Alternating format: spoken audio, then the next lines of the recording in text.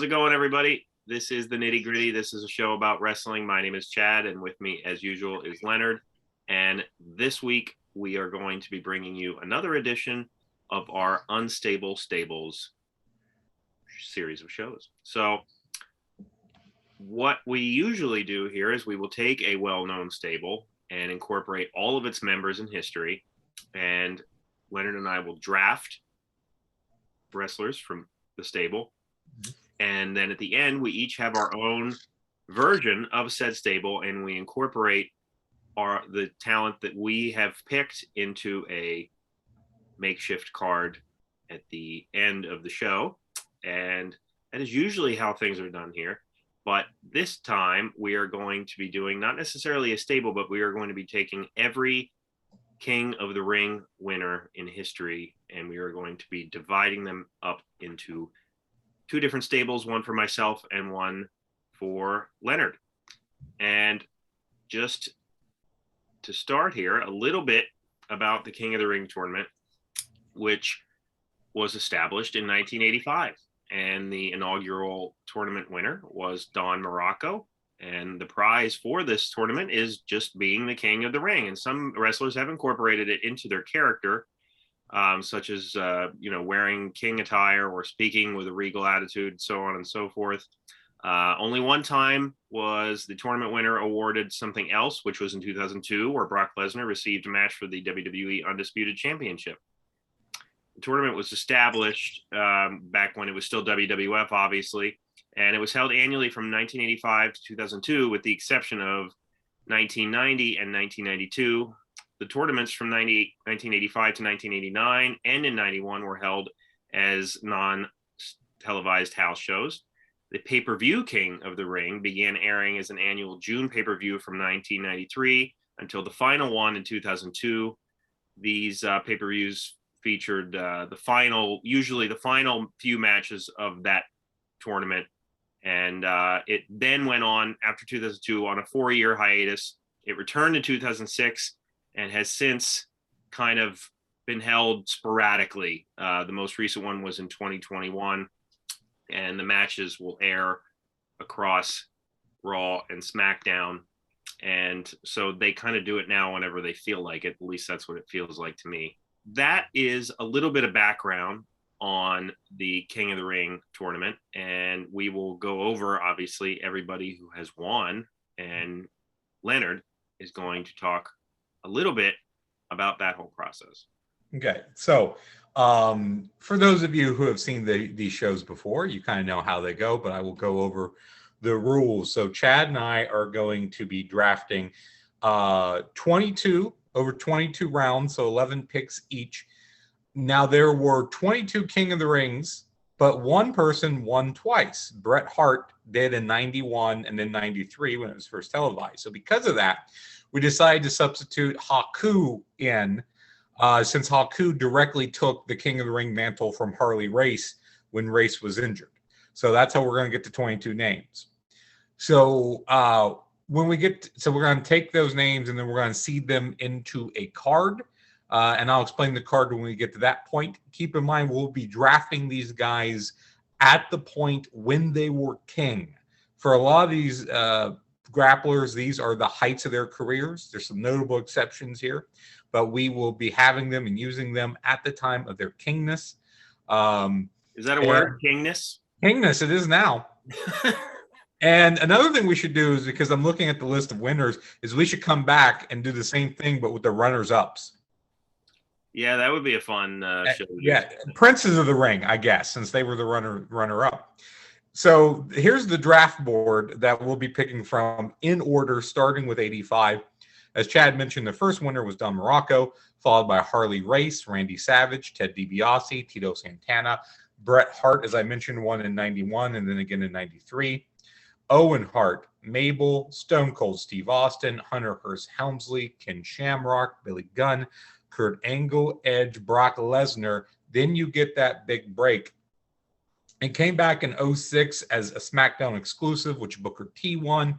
Then we have William Regal in 08, Sheamus in 10, Bad News Barrett in 15, Baron Corbin in 2019. And as we record this, the current King of the Ring is Xavier Woods. And as I mentioned, Haku's being thrown in there as well. So we get to 22. Last time, and I looked this up, Chad had the first pick when we did the ECW original stables. So I get the first pick this time.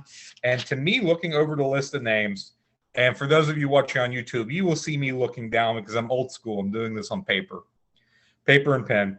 To me, there's it's top heavy with some great names, and then the bottom drops out for the second. Yeah, I'm actually really curious as to who's going to go first here, because it could be a few different people. I feel like I kind of have an idea where you're going to go, but I'm curious. There are 4 or 5 guys that I definitely think could go number one.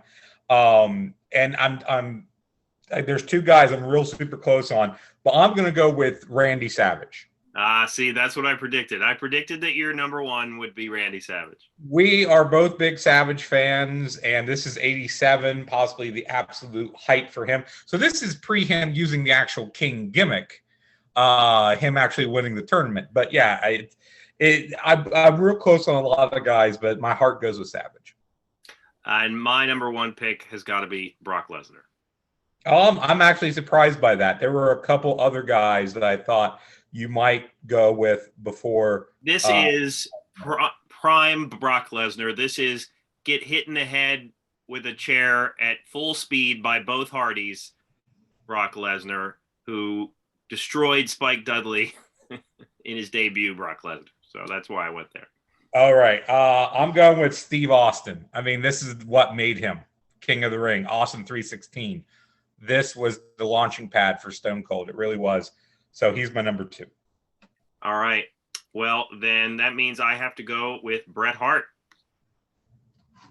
All right. Bret, I thought might have been your number 1, and he was real close there for me too. You know, I think he's someone that is very closely associated with the King of the Ring, because he was the first one from the pay-per-view.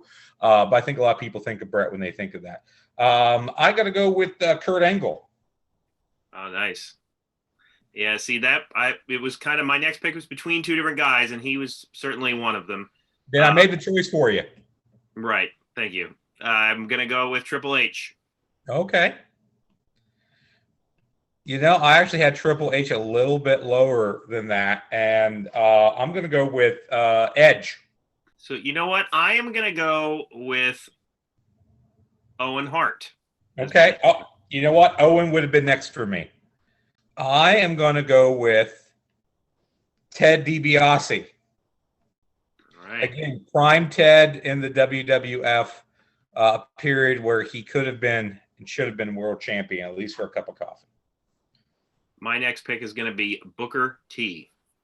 You know what? I had Booker T a lot lower. We're entering what I'm calling the lower half that I mentioned, I think. And I'm going to go with a guy that I think some people underrate and I think some people overrate, but I'm going to go with William Regal. All right. Anybody should have been king at some point. It's him. My next pick is going to be Ken Shamrock. All right. Now it's getting interesting because, you know, the first top handful of guys, I think, were easy to predict. And now we're getting some guys where it's a little harder to say. There's about 3 guys here I'm interested in, but I'm going to go with our good friend of the show, Mr. Tito Santana. All right. I like that. I like that pick. My next pick is going to be the inaugural winner, Don Morocco. Don Morocco is cool. I like Don. You know, we talk about there's some guys that weren't at their peak. And I would say, you know, Morocco wasn't, you know, he was a late 70s guy, I think, as far as if you look at him in the late 70s and him in the WWF, like the match where he's like eating a sandwich and beating the crap out of a guy, which is fantastic. He put on some weight. You know what? I'm going to go with, even though I think this is a guy who got better actually as he got maybe older and put on some weight, I'm going to go Haku next. I'm going to go a little bit out of the box. I'm going to pick Sheamus. Oh, you know what? Sheamus would have been next for me. He was next on my list. Sheamus is another guy that I think some people underrate and some people overrate. And maybe it's just because he's been around so long. You know what? I know I was talking about Morocco. This guy's in the same box, but I'm going to go Harley Race. You know, if this was 1976 Harley Race, he probably would be one of my, my top three. But, and again, that was the first time that they did the King gimmick in WWF. Not only did he win this tournament, but then he brought it on and he was playing the King and he was doing the gimmick. So, Right. Harley Race. My next pick is going to be Billy Gunn. Billy Gunn would have been my next pick. I almost went with Gunn over Race, but I went Race. And now, in my opinion, we're down to the dregs. And it's interesting to note the last three of them are the most recent King of the Ring winners. And what does that tell you? You know, that should say a lot to the people listening or watching out there as to how the creative direction and the value put on the King of the Ring has changed over the years. All right. And I'm going to go with Bad News Barrett. And as I predicted, the last two in my head are indeed going to be the last two here, because my next pick is Baron Corbin. Okay. Well, actually, there's, yeah. Oh, so because you took Corbin. So you were saying not that it was the last two, but we got two more left. Right. So you probably know who you're getting, because I'm taking Xavier Woods. Mabel, the last pick. And it's worth noting, as I throw up a picture of this, he commissioned by Reggie Parks a King of the Ring belt. Oh, I've seen that. Yeah. Right. Which was never used on WWF television, but he commissioned it himself and would use it in appearances and on the indie circuit. And I actually think it's a really nice looking belt. And I would have loved for them to at least tried to use something like that instead of the moronic, scepter and crown, which just look every year, no matter what, just look like they bought it at Party City. Yeah. So anyway, just worth noting about the belt. So Leonard, you want to recap the lists for us? No, here's the draft. My board is Randy Savage, Steve Austin, Kurt Angle, Edge, Ted DiBiase, William Regal, Tito Santana, Haku, Harley Race, Bad News Barrett, and Xavier Woods. Chad's board is Brock Lesnar, Bret Hart, Triple H, Owen Hart, Booker T, Ken Shamrock, Don Morocco, Sheamus, Billy Gunn, Baron Corbin, and Mabel. So now we're going to seed them into a card. And of course, since this is King of the Ring, we had to do a tournament. So we're going to do a Sweet 16, followed by an Elite 8, then a Final 4, and a Final. And before the Final, we're going to have a 6-man tag, because with 11 picks each, that means that we would have 8 guys each for the tournament and then 3 guys left over. So I'm interested to see who the leftover guys will be for that 6-man. I've already made that decision on my end. I bet you have. I'm not quite as crystal clear on mine, because I think I'm going to be maybe seeding defensively based on what you do. But match 1, since I had the first draft pick, that means Chad gets to seed first for the card. Well, so, and I should mention too, what we're going to do is we're going to do the 8 matches. And then when we go to the Elite 8, it's going to be 1 versus 2, the winner of match 1 versus match 2, 3 versus 4. So it could wind up not being even as far as my pick versus Chad's pick as we go further. And I think it might be interesting to see. It could be possible that one of us has the entire Final 4 or the entire final, but we'll see how things shake out. But Chad, you do get the first seed. So I'm interested in see what your philosophy here is and what you want to do with match 1. Well, historically, when you look at tournaments, the first matchup is usually the first seed, right? Well, I'm going to somewhat go by that. I'm going to pick Bret Hart. Oh, okay. Opening match. All right, so Chad's going with Bret Hart. So now I'm trying to think, do I put someone in there who I think would be competitive with Bret Hart, or do I kind of just give that one away? And what I'm going to do is I'm going to give him somebody that he hasn't faced to my knowledge, and that's William Regal. Ooh. Yeah, I don't know if they've faced each other at all, and if they have, I wonder if it was like a throwaway Nitro. Right, that's what I was thinking, because I think Regal and him might have crossed a little bit in WCW. But I Yeah. would have to go back and look at that. Yeah, I'm definitely going to look that up after this because I feel like that would have been a good match. But yeah, so I think that this would be a very competitive match, and we're talking about William Regal here, who is not above cheating or using brass knucks or whatever the case may be to win. However, we're talking about the only two-time winner of the King of the Ring tournament, and this was prime Bret Hart. This was Bret Hart that they were putting on the company on his shoulders, Bret Hart, during a time when wrestling was very down. So I would have to go with Bret Hart to get the win here. Although, like I said, I am going to see if this match happened because I'm curious to see. Yes. Now, yeah, I think I could argue all day in a larger sense that Regal could get the win through cheating, or depending on what else is all going on storyline wise, et cetera, et cetera. But yeah, I thought about just throwing away that first match because I figured Bret's going to win. But on the other hand, I wanted a good match. And I don't know if Regal could really advance against a lot of your other top draws. So, yes, I think we both agreed that if this is a match that did, and even if it did happen, it was probably, as you said, a throwaway on Nitro and maybe wasn't given a lot of time or a lot of credit, especially since we don't remember it if it did happen. So I think seeing these two guys who could go out and put on a nice technical match, especially if you gave them some time, I think this would be a great way to open our King of the Ring tournament. So yeah, of course I go with Bret.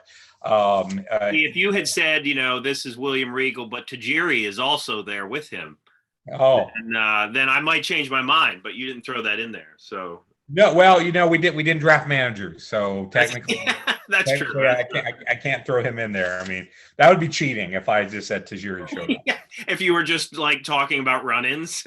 Run-ins, yes, Tajiri. So how about this? If I get Tajiri, I'll give you Keith Hart. Yeah, you know what? Let's just go back to no managers. Okay, no managers, no managers. All right, so keeping your philosophy, if your top seed was in the first match, my top seed should be in the second. So who do you want to throw at Randy Savage? Well, of the people that I have here, I could give him a good match, or I could just say, let's have Randy Savage get the win. And so I'm going to give him somebody that I don't know if he would have really great chemistry with, but you never know. I'm going to give him Sheamus. Okay. And this is a power wrestler versus somebody who's more of a high flyer. And I firmly believe that Randy Savage could get good matches out of just about anybody. Now, a lot of the random Randy Savage matches we might not have seen, but like a lot of the higher profile matches, like he always brings a good match out there, even if it's, has to be mediocre with somebody like Crush. I do think that Sheamus is better than Crush. So I'm thinking we're looking at a 3.25 star match here, but I would certainly give Randy Savage the win, even though this is far from peak, in my opinion, Randy Savage, which I am going to reference at some point down the line here, but this is still a Randy Savage that's better than Sheamus. So okay, well, I know 87 to me. I mean, that's WrestleMania 3. That's the match with Steamboat, which he lost. Which he lost, but he was in a 5-star classic. Steamboat wasn't wrestling the Invisible Man like he's Kenny Omega. I mean, WrestleMania 3 was a great match, but come on now, Leonard, you lost. Okay. I'm going to have to think of the times that your guys have lost. Actually, everyone you have is lost except for Triple H, who we know has never lost a match ever. Yeah. Except for WrestleMania 20 against the man with no name. Yes. I put Savage here because I figured he would get the win. I think him and Sheamus could put on a really good match, and I think it would be a different style than Hart versus Regal. I think Savage would take a nice beating from Sheamus and come back and hit some of his classic moves against him. that was a good match. And Savage yeah, would really sell Sheamus's patented, like, get the guy through the ropes and, like, pound him on the chest thing. oh, he would sell that. That's the So thing. That's why I think this match might be better than what people would imagine it would be, because yeah, Savage was a master at selling and making yeah, people look great. And I feel like somebody like Sheamus, he could definitely do that. But he would sell the crap out of that. So yeah, really good match. So we got two good matches to start. Of course, but we're not using our top, like a top tier guy versus one of our middle tier guys. So let's see if that continues on here. I think at some point we're going to wind up with a tough one. Somewhere in the middle, we're going to wind up with an argument. I don't think we're there just yet. We're not there just yet. Depends on who we throw in there. But you've got the next seed. It's match 3 of the tournament. Who do you got? So who do you have for Brock Lesnar? Brock. Okay, so do I want to put someone against Brock that I think he could go again? You know what? If I would have wound up with Mabel, I would have given Mabel to Brock Lesnar. That is not a match anybody wants to see unless I know Lesnar. He probably could, but I don't.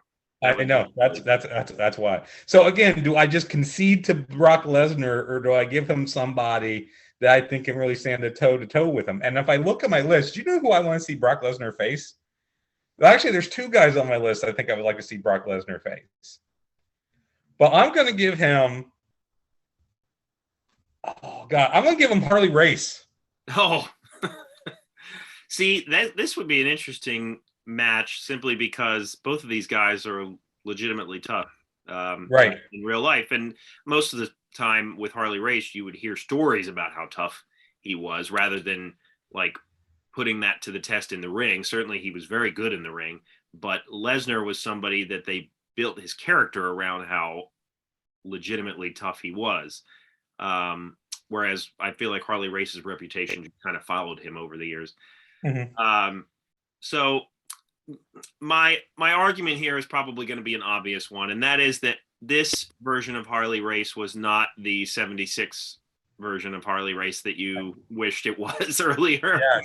I mean, this is still a tough Harley Race, and there was a decent match he had, I believe, Saturday Night's Main Event with Hogan. Yeah, that's a really good match. Yeah, that's a match where he got injured at. If I remember right, there was I think a back suplex on a table, and he ruptured something. Right, which is well before we really saw tables used a lot. Yeah.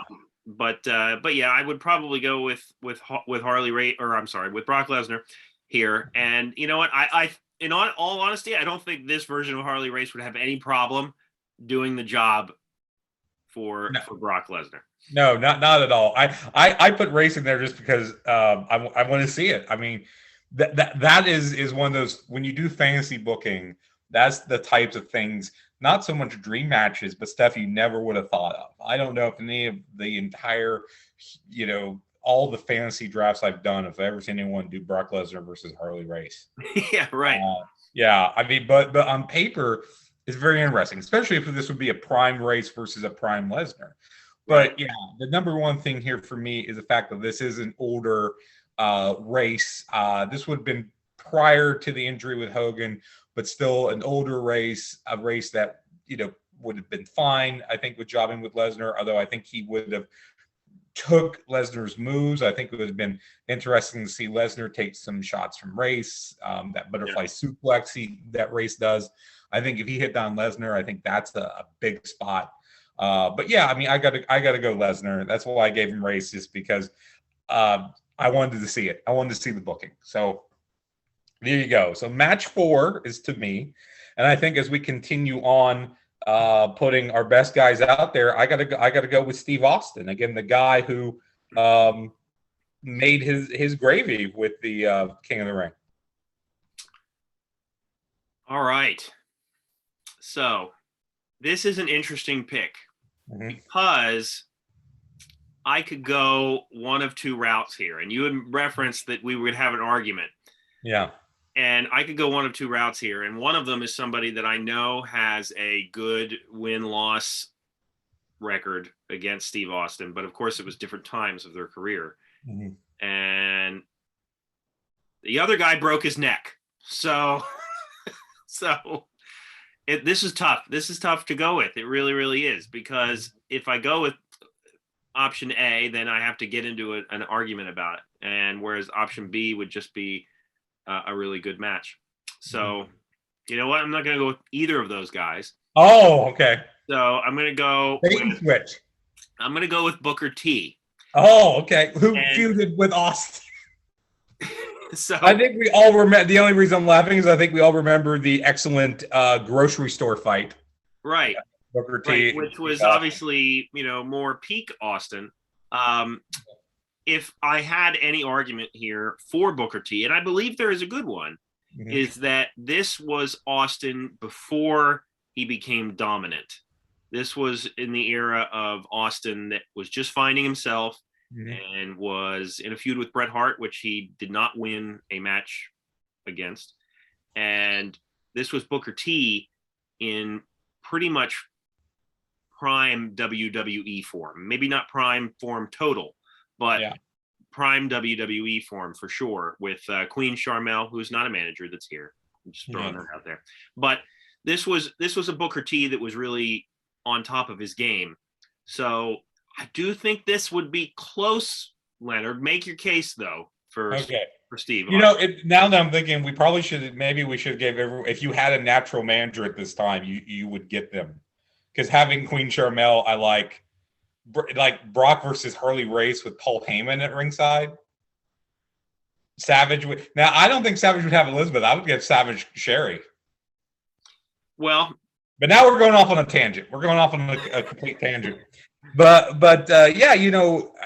again, when you say it's prime Booker T, it's prime WWE Booker T, but he retired not too long after this.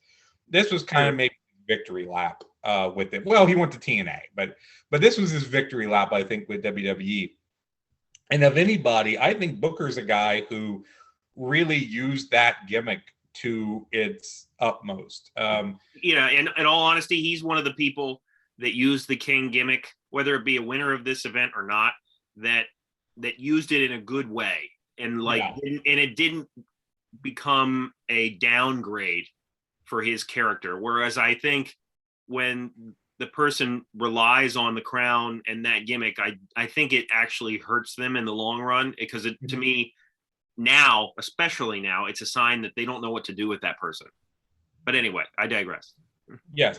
But yes, as I said, like the fact that he kind of started to speak with this faux accent, and that Sharmell got in on the act, and everything that they did with it was fantastic. But even saying that, as I mentioned earlier, winning King of the Ring is what turned Steve Austin into Stone Cold Steve Austin. That's where we get Austin 316.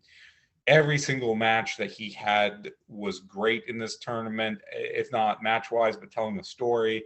The finals of him versus Jake Roberts, I love that match. That might be, if we ever do guilty pleasures or forgotten hidden gems or things like that, I love that match.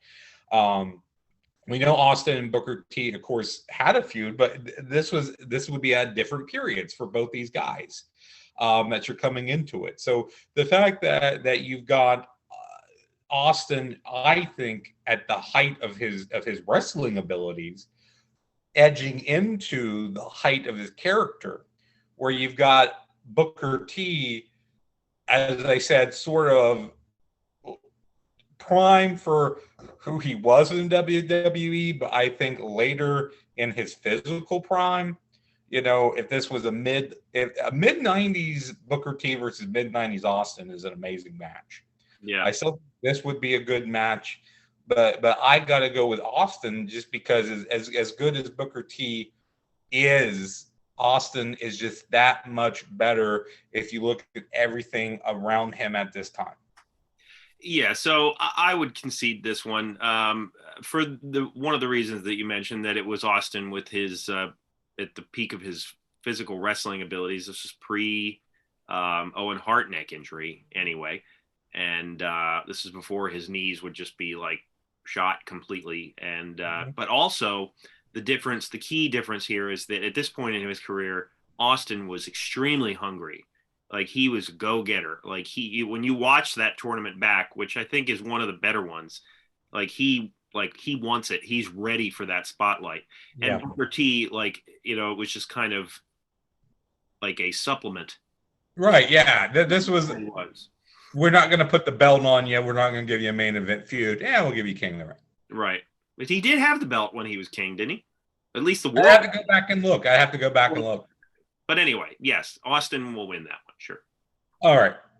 So we have match 5, and you get first placement. So I'm interested to see where you go. I am going to pick Owen Hart. Okay. There's 2 guys I thought you might go here. You're going to go Owen Hart. And you know what? I'm going to give Owen Hart Kurt Angle. Well, yeah, this would be an interesting match. And fun fact, as I'm sure Leonard is aware, these 2 did cross paths. It was, I believe, Kurt Angle's first dark match in WWF. He had on a black singlet, and his first dark match was against Owen Hart. And then, unfortunately, shortly thereafter, the tragedy with Owen occurred, and we never got to see an actual feud between these guys. But oh man, it would have been great. Yeah, that's why I did this placement. So, see, I'm actually, when we were picking initially, I was actually jealous that you got Kurt Angle because I'm a huge fan of Kurt Angle. Yeah, but, I don't know. I think that Owen is more peak form here than Kurt Angle is. I think that this is a younger Kurt Angle, sure, but not one that had achieved the top of his wrestling psychology and prowess. This was an Owen Hart, though, that was coming out of a feud with his brother and was pretty much on top of everything. I believe he had slammies. I don't know if that even affects the outcome of this match, but I like to think that it might. So yeah, you know what? I have to go with Owen Hart here, Leonard. You have to make a good case for Kurt Angle here. All right. Well, this is rookie phenom Kurt Angle. He won it in 2000, and he had one of the best rookie years of any professional wrestler ever of all time. And to me, I know you like TNA era Angle. Angle is a guy that I think he hit a peak between in WWE. I'm not a big fan of TNA Angle, but that's me. Again, this may be a year or 2 off of peak Angle, but it is an Angle that has all the potential in the world. And your Brock Lesnar is an early version of Brock Lesnar that we put through and put over. Yep. Owen Hart, yeah, this is a very good version of Owen Hart. I think his peak as a wrestler might have come a little bit after this point as he continued to season and improve and mature a little bit. But character-wise, he was coming into that character. The King of Hearts character was great. Him walking around the Slammy Awards and the crown and all that. It's a great image. But I think on paper too, Angle is bigger than Hart. He's stronger than Hart.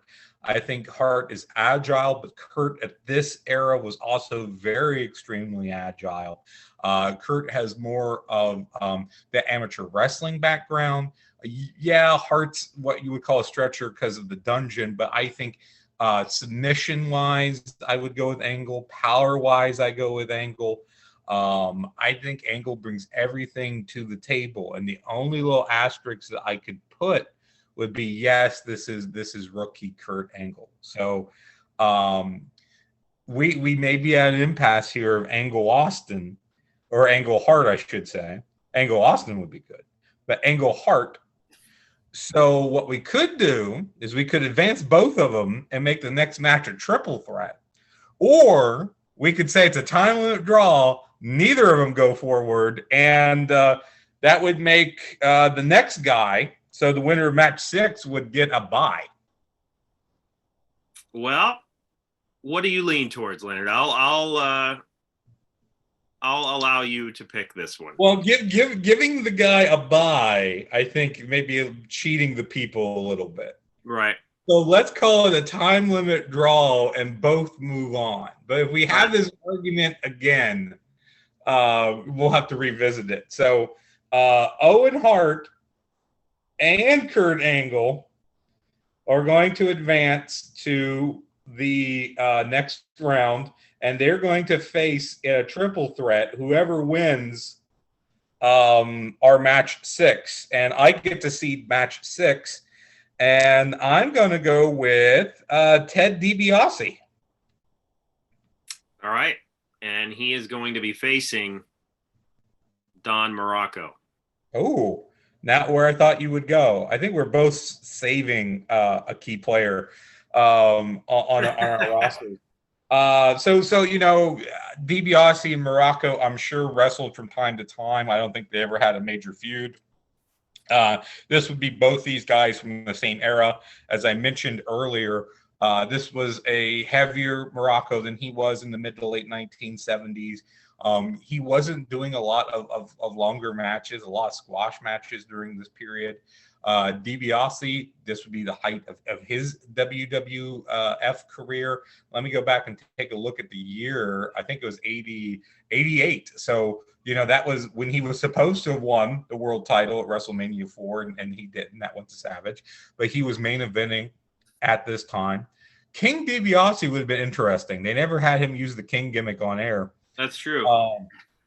But yeah, my argument here would be Ted DiBiase, because when you compare the two, especially at this time, we know what that looked like. DiBiase and Morocco. DiBiase was head and shoulders above Morocco as a name on the card, as a worker, as far as being in shape, as a promo, everything you want to say. So I got to give DiBiase a clear win here. Yeah, I would agree with you. You know, Morocco was really impressive to look at, but I feel like from an in-ring standpoint, you know, this era of Ted DiBiase was just really, really spectacular. And I mean, maybe still coming into his own, but still, you know, I would say a lot better than what Morocco could offer, which was just pretty much power stuff. And, you know, I think from a power standpoint, you know, if the match couldn't be over like in the first few minutes, then DiBiase would simply do stuff to have Morocco blow up in the ring, and you know that would probably be that. So yeah, I would agree that DiBiase should advance here. All right, so who do you want for match 7? You get the first seed. All right, and I'm going to give you Ken Shamrock. All right, there's 2 guys I could go with here with Shamrock. I think both of them are good matches. But I'm going to go with the guy that I think I could argue gets the win, and that will be Edge. All right, well, we have to remember that this is the world's most dangerous man, Leonard, and that is not a moniker that Edge has. No, but he's the rated R superstar, which Ken Shamrock is not. That's true, but rated R and having, you know, live sex in the ring is not going to get you the win. So in all seriousness, I think, I mean, I love Edge, and he was another one that I wish that I had, but I think that Ken Shamrock was so very underrated, and I really wish that he had stayed around, because I think there was so much that we could have seen him do in WWF/E. But to me, this was like, if there is a peak Ken Shamrock in terms of his wrestling career. And Edge at this point was still climbing the ladder, I feel like. Mm-hmm. You know, he was not quite at his peak, whether it be, you know, character-wise or in-ring wise. I think he was getting there. He was certainly getting there. This is not a knock at all. But I feel like Edge was still climbing the ladder, and I feel like this was a notch in the ladder that Edge needed to continue to climb to the heights that he would eventually achieve. Whereas Ken Shamrock, I just feel like, was equally as dominant before as he was after his King of the Ring win. You know what? That's a really good argument. And I think the number one thing here is the fact that this was a younger Edge, still on his way up, not too far off of his debut, the Brood and all that. And there's a way big difference between, say, the young Brock Lesnar and the young Kurt Angle that we talked about and the young Edge. Edge certainly wouldn't hit a peak for several years yet.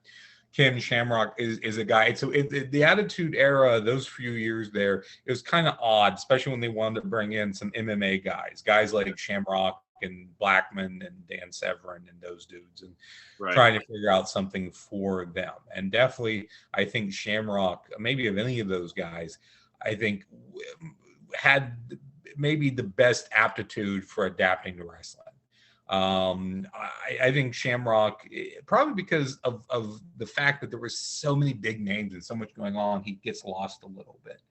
But your argument really swayed me, and I'm going to give you Ken Shamrock advancing to the next round.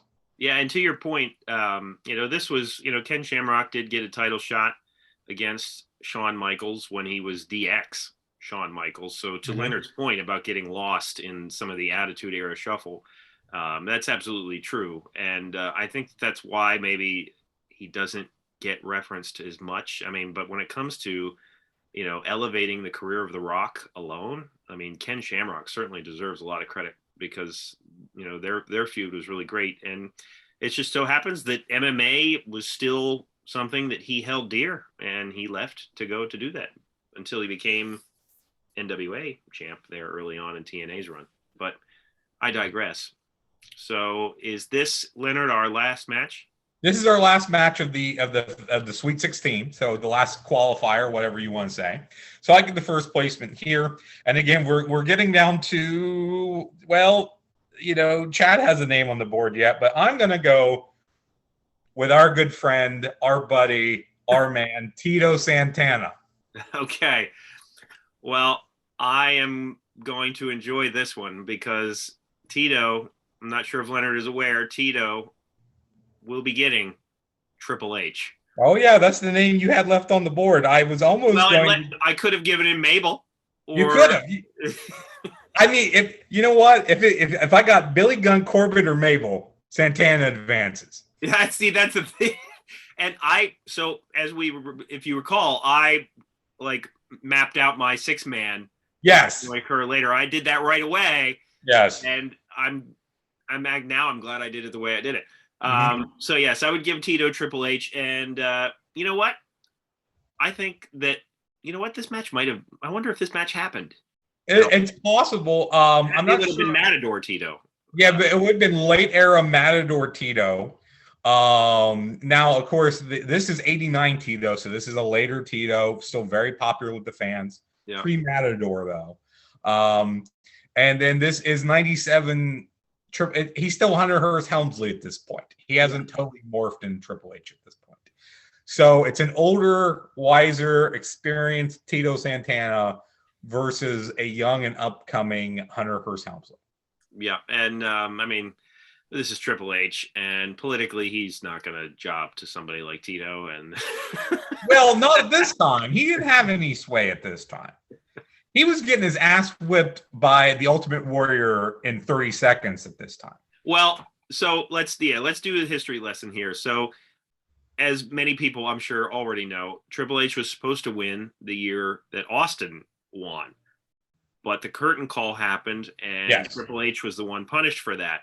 And so the obvious argument here is that punishment has ceased, and he is winning the King of the Ring because they obviously see a lot in Triple H. And although I think this era of Triple H would probably give Tito the best match, if this was like later Triple H when he really got built up more, I don't know that the match would be as good.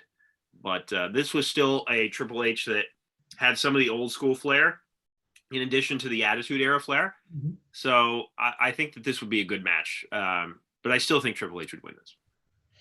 Yeah. I would love to argue for Tito all day. And if this was a younger Tito, if this was when he had the runs in the early 80s with the IC title belt, I think I could argue a little stronger. But again, you got a guy on the way up and a guy on the way down. And Tito was basically at this point what they call, a carpenter. He was quite enhancement talent, but he was building the floor for the higher. Could we do a cameo where we ask Tito this question? We could. Who would win between you in 1989 and Triple H in 1997?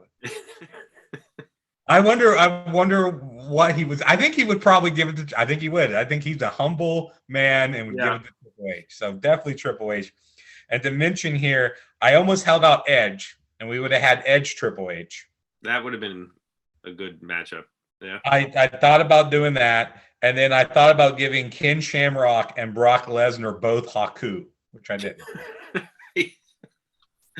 I would have loved to have heard your arguments for Haku and Brock Lesnar. I feel like there could be legitimate arguments there. The main argument would be that Haku would go into business for himself. Yeah. And legitimately beat Brock Lesnar, because Haku is probably one of the few people that I think in a real fight could probably take Brock Lesnar. Yeah. No, yeah, that's fair. That's fair. Yeah.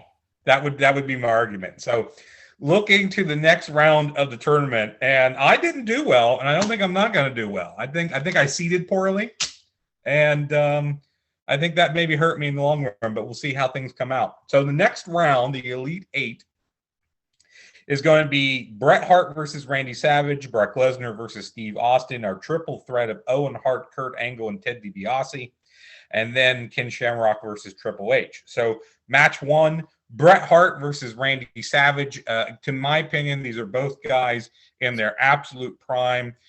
I believe Hart and Savage had matches. I would have to go back and look. But I think, but never a major feud. I don't think never a major pay-per-view match. I think it was something like the Savage Michaels stuff, where it was like part of like the WrestleFest tour that wound up on Titan Video, and you had to know it was there to watch it, those types of things. So I know that you said you had an argument about Savage at this period, so I will let you go ahead and make that first. Well, yeah, so we kind of already went there with our WrestleMania 3 part. So like this is young Randy Savage, and you know what, this would be a great match, and I'm pretty sure these guys faced each other around the early Savage time when Hart was still at the Hart Foundation. But the difference here, I think, is that Savage was not yet the world champion Savage, and this was the world champion era Bret Hart. So I would love to be nice to you here, Leonard, but I don't know that I can be. And if this was seeded just a little bit differently, I could be swayed. I just think that although this would be a great match, I would have to give a slight edge to Bret Hart here, unless it would be, if this was Sherry at ringside, it might be different. Yes, but we said no managers, so he doesn't get that. You just swayed me with that argument, because I did not think about the fact that this was a Bret Hart who had been world champion, a Bret Hart who had basically been screwed out of the belt at WrestleMania 9, and this was kind of a makeup. A Bret Hart who was really at the peak and or getting there, because we look ahead to the next year, 94, stuff he was doing with Owen and that. And this was a Savage who had not won the world title yet. That would come the following year in 88. So I think that is the argument that sways me. While I would still agree that this is, so you basically have the best Randy Savage versus the best Bret Hart. And I think at this period, and I think at this period, I think Savage might try to politic a little bit more for the win, but your reasoning sways me a little bit. So I would say that Bret Hart would advance. All right. So next up we have Brock Lesnar versus Steve Austin. This is what a crazy match. This is a match that I know is a dream match that people would have loved to have seen. And even over the years, I think it has still been kind of floated here and about. Oh, maybe it could happen, or it would, or whatever. Again, this is a younger, the bull in the China shop Brock Lesnar, but this is against a smart and crafty Steve Austin, an Austin again who is hitting his peak right here. I think peak is the drinking word for this show. Every time one says peak, take a drink. But this is an Austin who I think is smart, is crafty, is would be working full out bastard heel against Lesnar. a young Lesnar is also a dumb Lesnar. And I believe, does he have, well, he doesn't have Heyman at ringside anyway, whether Heyman was with him at this period or not. But he doesn't have his brains with him. He's just Brock Lesnar. And I think Austin outsmarts him. I think Austin would either let him wear himself out, or he would do one of those Eddie Guerrero cheat moves, like pretending to get hit with his own boot or something like that. I think Austin outsmarts Lesnar and gets a cheap ass win. You know, this is one of those matches that, like, I feel like we could go back and forth on, and this is, like you said, bull in a china shop. Brock Lesnar. This was a Brock Lesnar that was being pushed to the moon and was dominant over everyone, including a prime Rock shortly after his King of the Ring win. So I could very easily make arguments here, but I like your argument about him being craftier and more intelligent in the ring. And since Paul Heyman is also not a factor here, I think that should go to consideration for this. So I'm gonna give you this one. I'm gonna give you this one. Thank you. You're a benevolent overlord. I appreciate it. Your wish has been granted. Yes, it's Chad's show. I'm just here because he needs someone else to talk to. Yeah. So our next match of the Elite Eight is the wild cards triple threat. We have Owen Hart versus Kurt Angle versus Ted DiBiase. So what difference does Ted DiBiase make? I don't know. What do you think? So you know what? I'm probably gonna surprise you here, since I know what the last match of the Elite Eight is. Yes. I'm going to say that I'm going to reference that Kurt Angle was in I believe it was 2000, the Armageddon 2000 Hell in a Cell match with like 6 different guys. Yeah. And retained the title at that time. Mm-hmm. So I will say that Kurt Angle is very good in triple threats and multi-man matches. So my argument is that if there's anybody that's wily enough and weaselly enough, but also skilled enough to pull out a win against these two guys, I feel like it would be Kurt Angle, because I feel like you would have the egos of Ted DiBiase and Owen Hart going head to head here. And I think Kurt Angle would be the perfect person to take advantage of that. That's what I see in my head. If you feel differently, please go ahead. I don't think that, I don't know. I don't know about the other guys' chances with this, but you go ahead. Yeah, no, I that's solid reasoning. After you said that Kurt Angle is good in triple threat matches, I imagine Owen Hart doing the Steiner Math promo. you know, he's got 66 and 2/3 of a chance, and Kurt Angle's not even going to try. So, Owen Hart, Ted DiBiase, I guarantee happened maybe when he was the Blue Blazer. Yeah. But yeah, I think you made a very solid argument for Kurt Angle. The fact that he is good in multi-man matches, he's crafty in matches like this. Of course, DiBiase comes from an era where they weren't really doing these types of matches. Owen, I think, was on the edge of it. He was probably in a couple multi-man matches. But yes, I think the triple threat actually helps to lean this a lot toward Angle than maybe the straight up match between him and Hart was. So this was maybe a smart move on my part to push him through. So yeah, I will agree with you, and I will let my guy move on. So now we got 2 of your guys. Right.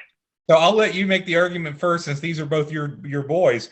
Ken Shamrock versus Triple H. Did they have a significant feud during that period? I'm sure they did. Maybe not a feud per se, but yeah, maybe a mini program or some matches. Yeah, I'm sure that they did, and I just think that Triple H is more of the villain who always manages to get over in the end at this era. I think that Ken Shamrock, while stronger and more dominant in terms of his submissions, is certainly a factor. This is also a Ken Shamrock that, if we're arguing these two guys who, would fall short on more than one occasion, when it comes to big time matches. So I think that this is a Triple H that I feel like would find a way somehow to beat Ken Shamrock. What do you think?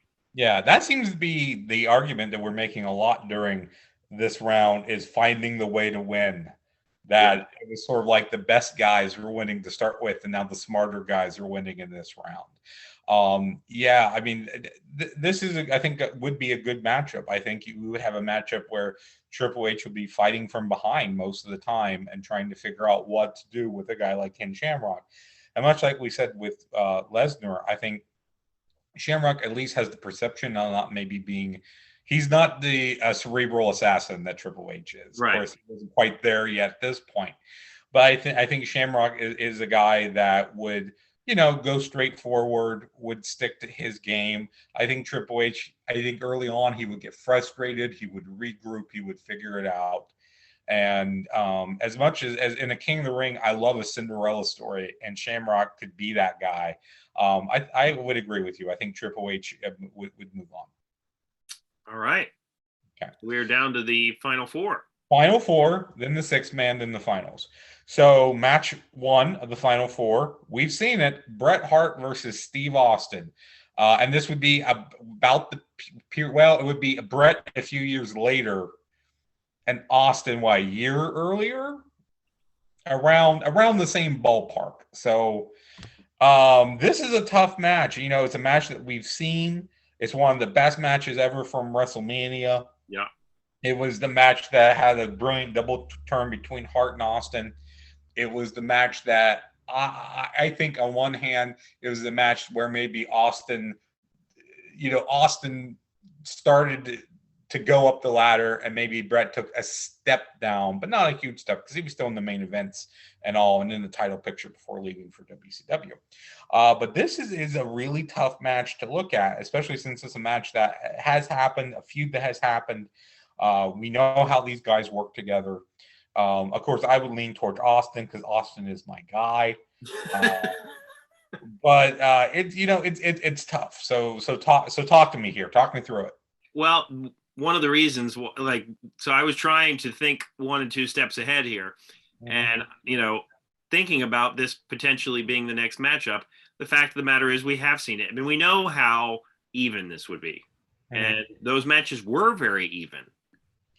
But we know that Bret Hart would win those matches, and that was an older Bret Hart. So this is a bit younger Bret Hart. So I would still say that although this is Austin, who is a very crafty heel and is maybe, I guess, probably still at the same level of his in-ring abilities at this time. I don't know if he had any injuries between King of the Ring and his feud with Bret Hart. I don't think he did anyway.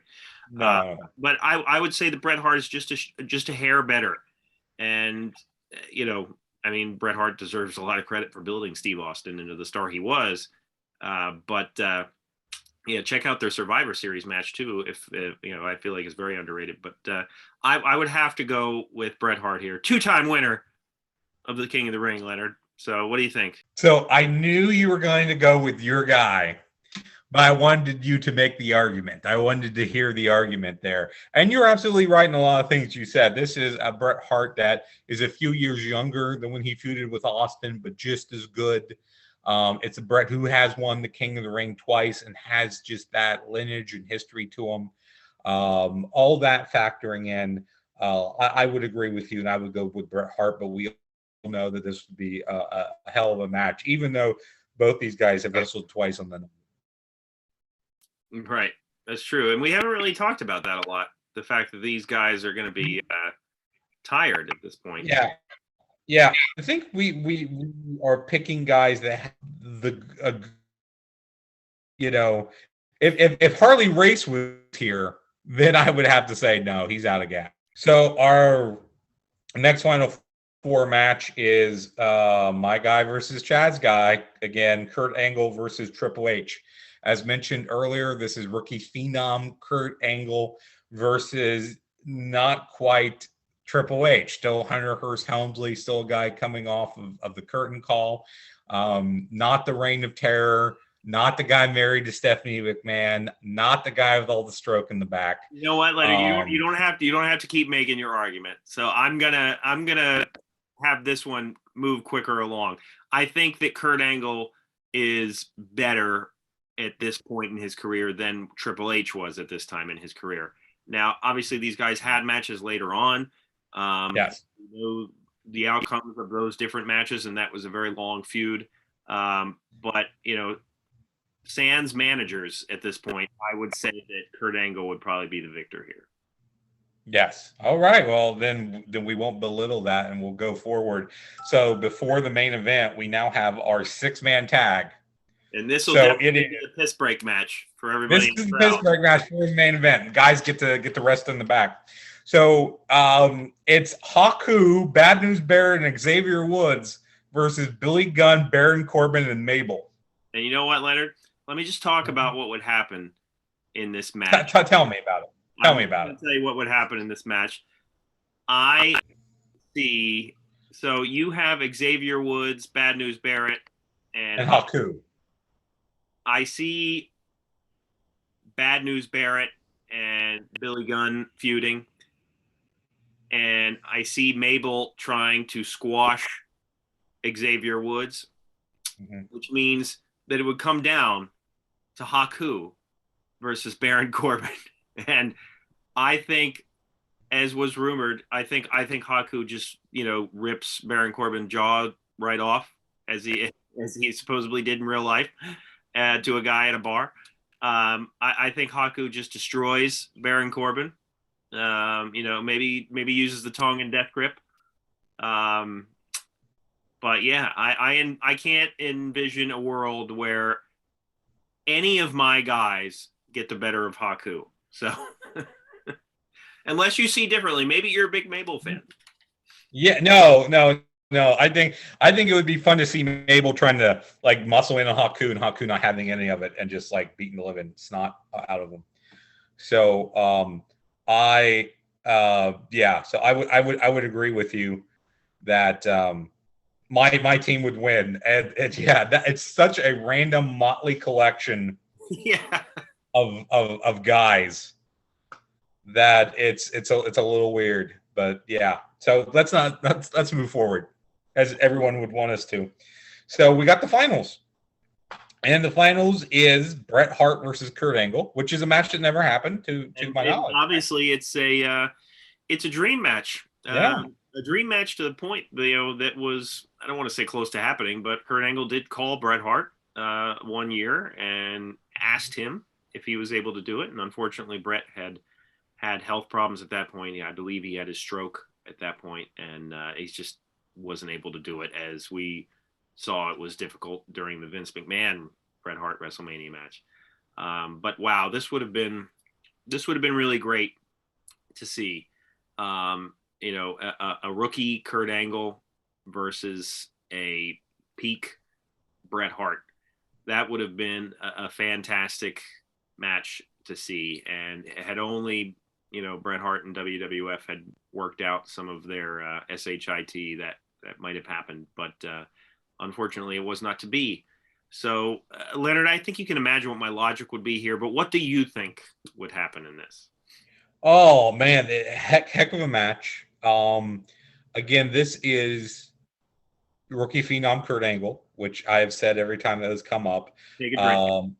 Take a drink. And again, as we've said with Bret, it is key peak Bret Hart. This is a match I think would be phenomenal. Even the fact that these guys have wrestled on the night, these guys have done tournaments. They've wrestled multiple times in a given night. They know how to do it. They have the stamina to do that. I think that Angle would use his size and his strength early on. I think he would try to use his amateur abilities against Bret, who could stand, I think, toe-to-toe with him on that type of stuff. I think you would see a lot of chain wrestling, a lot of grappling. I will say this, Leonard. I don't think that this match would end in a submission. No, I don't think so. I think it would be teased. Yes, I think it would be teased. I think Angle would get the ankle lock for a period, and Bret would either fight out or make the ropes. I think the sharpshooter would be applied, but Angle would get out or make the ropes. I think it could be a flash roll up. I think it could be some sort of flash move. I think Angle has more alternate finishers, something like actually hitting the angle salt or hitting the angle slam off the top rope or something of that nature Right. could do it. But I think such a phenomenal match. And even though this winds up being my guy versus your guy, it's kind of tough to make a decision here. I think you could argue both guys really strong. And as much as I want to go with Kurt Angle, I think if we're saying this is the all-time ultimate super mega King of the Ring tournament, it's hard to go against Bret Hart getting that crown at the end of the show. Yeah, no, I would agree. And this was, I remember reading the news bits, the rumors about this match potentially happening, and this is just one of those disappointments.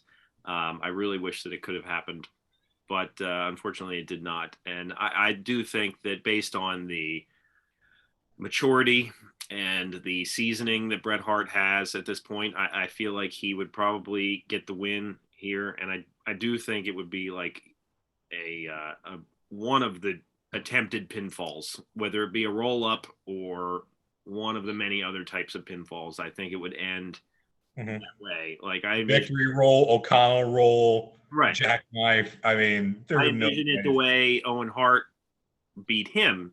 Yeah. And I kind of envision it that way. But I will say that I do think this could go either way, because this was a young Kurt Angle we're talking about here, and Bret Hart was beaten by a young Owen Hart. So the argument could go either way. I don't want to come across like I'm just voting for Bret Hart because he's my guy. Yeah. I definitely think that this would be an even match, maybe more even than people would give it credit for, being that it's Kurt Angle's rookie year. But I would give an edge here to Bret Hart. No, there's definitely a scenario where Angle would win because Bret would want to put him over, much as he did. That's true. Especially if we're talking this era, and Bret said, "Hey, this guy, he's the next big thing. He's the dude. I got to put him over." I could see that. So yeah, it could go either way. But like you said, I think we can both give the slight edge to Bret. Now, with that, if we count the triple threat as both you and I winning, so we both get a win, Owen and Kurt move on, count as a win together, then you beat me 7-6. Oh wow, is that close? See, I wasn't keeping track of the wins this time, so I'm kind of shocked that it's that close. It was that close. We were tied going into the final thanks to the triple threat. That's There's 6-man, I should say. The 6-man. Thanks to the 6-man, we were going into it. So that's if I did the math right, because I had multiple names, right, multiple times on this list here. But I have multiple pieces of paper in order to keep track of this on. This was fun, and I definitely think that we should do Princes of the Ring at some point, just because I know that's something that nobody has ever done.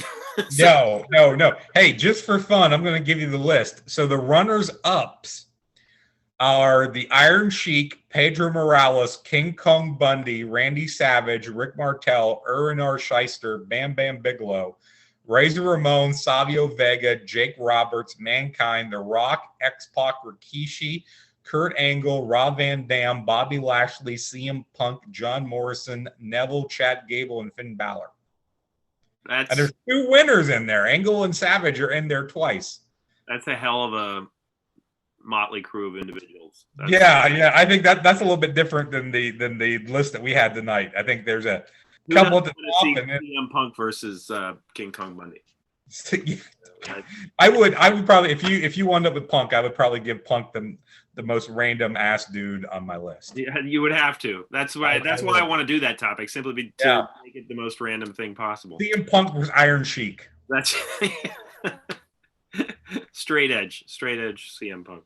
Yes. All right.